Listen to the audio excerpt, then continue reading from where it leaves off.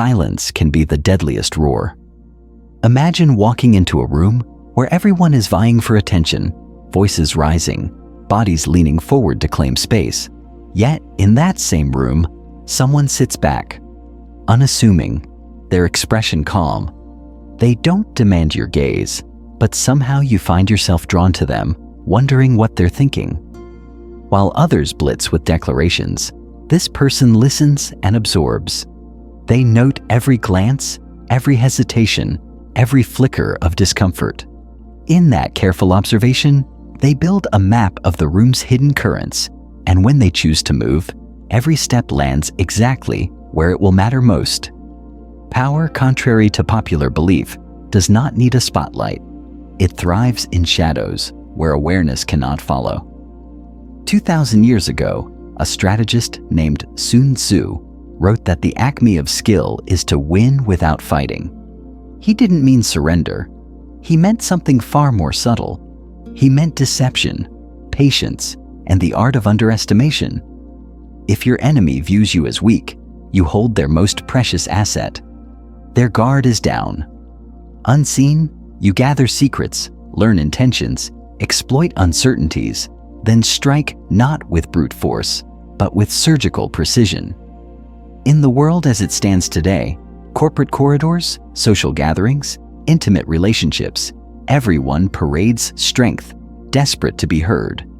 Yet the true masters of influence cloak themselves in seeming frailty.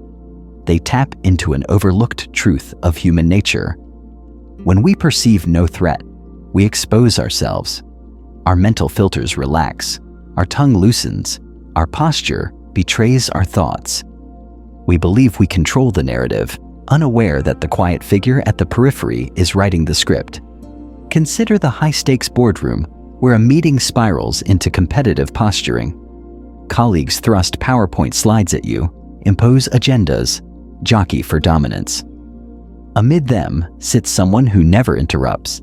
They nod, take notes, and offer tentative phrases. Perhaps we could consider, or I'm not entirely certain, but that voice, soft and tentative, feels harmless. As the louder personalities lock horns, this observer catalogs alliances, contradictions, personal thresholds. They remain invisible until, with a single well-timed suggestion, they redirect the entire conversation. The room pivots without realizing it. At home, conflict often erupts over small slights and unspoken resentments. The person who immediately defends or counters an accusation only fuels the fire. But someone who meets criticism with a gentle, "I hear you, thank you for sharing," does the unexpected. They diffuse rage by refusing to match it. The angry party, deprived of a predictable reaction, grows unsteady, begins to justify themselves, to soften. In that moment of confusion, the peacemaker plants the seeds of resolution, all without raising their voice. This concealed authority hinges on a ruthless element, the mastery of self. To feign weakness convincingly, you must conquer your own impulses. You must swallow the urge to prove yourself, to dominate, and to retaliate. Every smile in the face of contempt, every hesitant phrasing, every calm pause must be genuine enough to disarm suspicion. Simultaneously, your mind remains razor-sharp, attuned to the slightest shift in mood, the quiet stumble of a rationale, the vulnerability that slips through a careless word. Neuroscience tells us that our brains constantly gauge threats. When we detect potential harm, we heighten our focus, our senses flood with adrenaline, our rational control narrows into survival mode. But when we perceive harmlessness, cognitive filters ease. We're more likely to let guard down, share freely, reveal inner priorities. That vulnerability, when induced intentionally, hands the strategist an unprecedented advantage. Underestimation is not a mistake, it's an invitation and the wise step inside every open door. The workplace is a perfect hunting ground. While self-promoters broadcast achievements, the patient strategist cultivates real substance beneath the surface. They let others battle for superficial glory as they quietly network, build alliances, master skills, and accumulate data.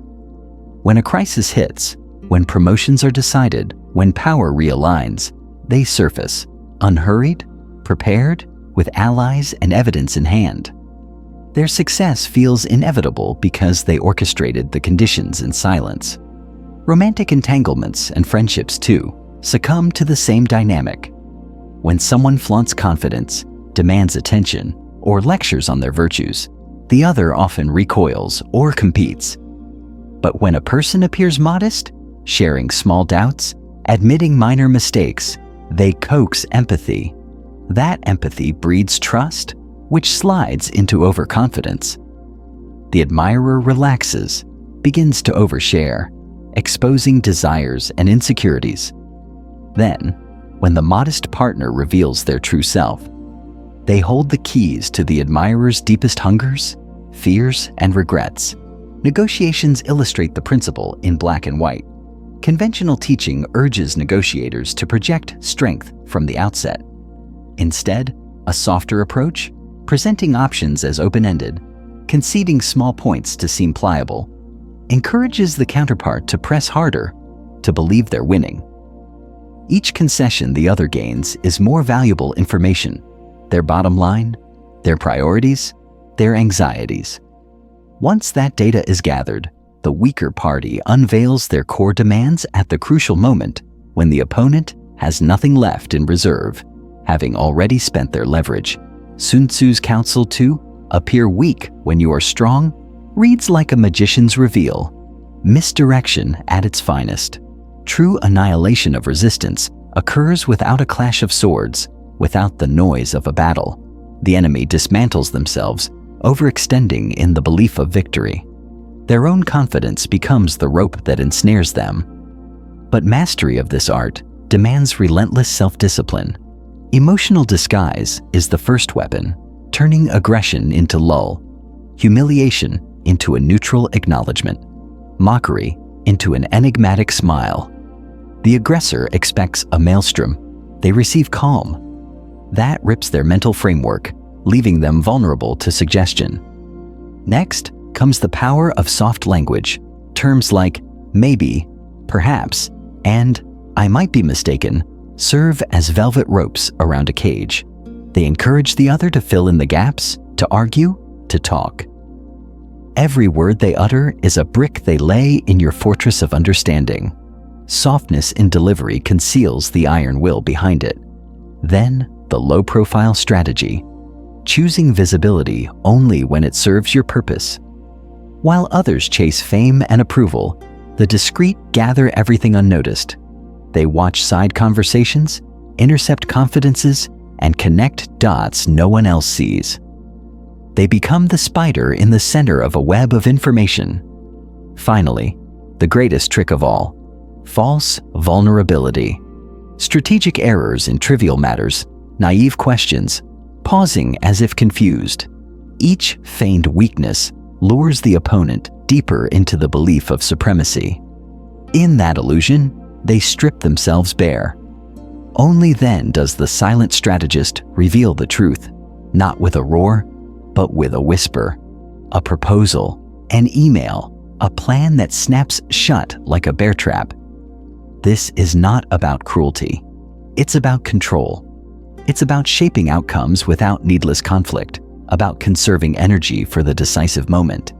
It transforms every social arena into a stage where the observer becomes the playwright, directing movements from behind the curtain. And perhaps the most haunting lesson comes from nature. The tiger does not roar before it pounces.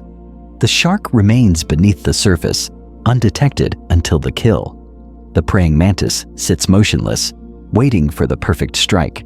In every realm, the predators that announce themselves die first. The quiet ones endure, adapt, and conquer. In our own lives, we can choose the roar or the whisper. We can demand attention or slip unseen into rooms we are meant to transform. We can spend our energy proving strength or cultivate the power that only reveals itself when everything is already won. The world does not notice what it does not fear, and that is exactly the territory where absolute dominion is forged. Rain falls in the hush before dawn, each drop a note in a symphony of silence. Under the canopy of ancient trees, a lone owl glides, its wings whispering against the night breeze. It does not hoot. It does not announce its presence. It embodies the same principle that guides the strategist who wins without fighting. You learn from the owl, from the wolf that circles its prey unseen, from the octopus that shifts colors and shape to vanish against the reef. In their world, visibility equals vulnerability. Invisibility means survival. Imagine carrying this wisdom into your own life. Today, someone confronts you in an email with a veiled threat of legal action. You resist the urge to respond with fury or to post your grievances online. You pause, draft a neutral reply that asks for clarification, and let the clock run. With each passing hour, the sender grows impatient, leaking details in follow-up messages.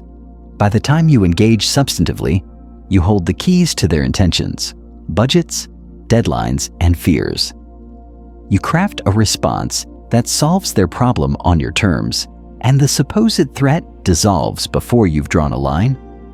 Or think of a community meeting, heated voices clamoring over a public project.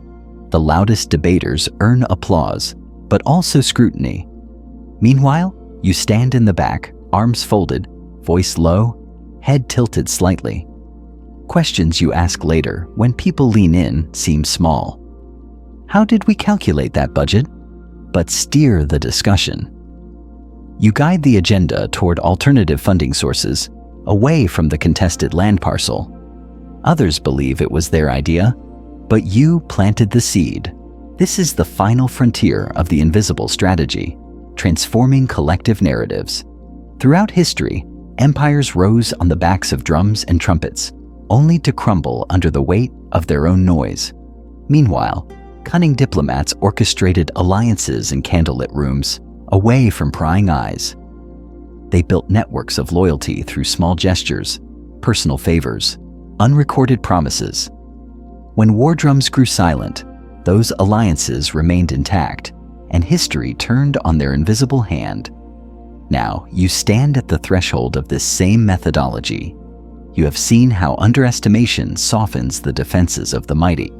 You've learned to wield silence as a blade, hesitation as misdirection, softness as the lure. The final lesson lies in integration. Every interaction, no matter how trivial, can be a battlefield if you approach it with the eyes of a strategist. Each greeting, each email signature, each fleeting glance can carry the weight of your design, shaping perceptions long before you ever speak your true intent. Think of the street photographer who captures a moment without intruding, blending into the background. Their presence doesn't arrest the flow of life, yet they capture its essence. So too does the invisible strategist move through relationships without distorting them by their mere presence. They become the silent architect of outcomes, not the towering monument. They leave no footprints, yet the path they forged is clear to those who come after. And perhaps the most profound truth of all, invisibility breeds freedom. When you do not crave attention, you are not bound by approval. When you do not shout your victories, no one holds you accountable to their expectations. You move freely through spaces others claim, gathering everything and leaving nothing behind. Your power is not an anchor. It is a wind, invisible yet unstoppable. Of course, with freedom comes solitude. The silent strategist walks alone. Few will understand the calm smile that hides 1,000 calculations. Many will mistake your reserve for disinterest or weakness. They may speak of you behind your back, hypothesizing motives you never voiced. Let them talk. Their chatter is proof that they only see the surface. In the silence, you continue to build, to plan, to observe. And when the moment arrives, your action will be so precisely placed that it will feel like destiny, not choice. One evening, months after your silent maneuvers began, you attend a warm gathering among friends. Laughter ripples through the room as someone recounts a problem you quietly resolved weeks ago. Credit drifts towards others. the visible faces who made speeches and presentations. You listen, an amused curve at the corner of your mouth as the narrative unfolds. Then, in a gentle voice that draws everyone's attention, you offer a piece of insight so simple it feels inevitable. Heads nod, applause follows, and the origin of the idea is traced back to you. But this time, you don't correct them. You let the idea stand on its own, unclaimed by ego. The world sees what it wants to see, and the real work stays in the shadows. This is the culmination of invisible strategy, letting the outcome speak for you while you remain unseen. Your influence becomes the water that shapes stone, patient and persistent. You have no need for monuments. The world transforms around you like clay. You measure success not by applause, but by the silent shifts in alliances, opinions, and opportunities that occur in your presence. So now, consider your next move. Will you announce your intentions, call attention to your contributions, and invite challenge? Or will you, like the owl at dawn, ride the currents of perception, unseen until the moment of strike? The choice is yours. But remember this: the loudest voice seldom delivers the final word. The whisper carries through walls and under doors, and in its brevity contains a world of meaning. In the end, true power does not raise banners. It unfolds in the spaces between actions, in the calm eye of the storm, in the hidden currents beneath the tide. The greatest victory is the one that goes unnoticed, because no one knows to guard against it. It is the silent echo that reshapes landscapes, and the invisible chord that resonates far beyond its source. And as you step forward, carrying these lessons into every arena of your life, you become part of a lineage older than empires, more enduring than armies. You become the strategist who conquers without battle and commands without proclamation. You are the whisper in the wind, the stillness before dawn, the true master of the unseen realm.